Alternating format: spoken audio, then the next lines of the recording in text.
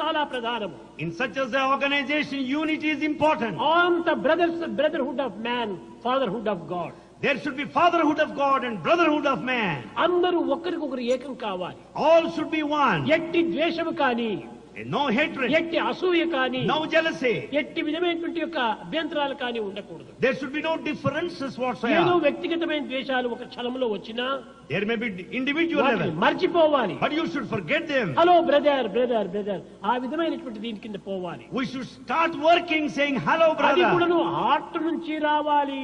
It should come out of the heart. ఏదో 10 మంది చూసుకునే కోసం హలో హలో హలో లోపలంతా hello. For others' sake, we may say hello. చాలా మంది Hello. స్టంట్ చేస్తున్నారు. Many take to resort to this stunt. ఈ స్టంట్ మనకు మంచిది కాదు. This sort of a ఈ stunt is not stunt good. నిన్నే ముంచుతుంది. This stunt will deceive you.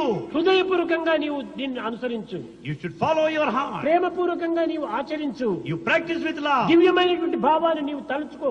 Develop divine feeling. ఇది నిజమైనటువంటి human value. This is true human value. దైవం నీ హృదయవాసి. God dwells in your heart. కాబట్టి ఈ వచ్చే భావములన్నీ కూడాను దైవ భావములే అని నీ విశ్వసించు. Though have faith that feelings that come out of the heart are divine ఎవరిని feelings. కఠినమైనటువంటి పలుకుతో నీవు బాధించవద్దు. Never use harsh words. You and cannot always oblige, but you can speak always obligingly.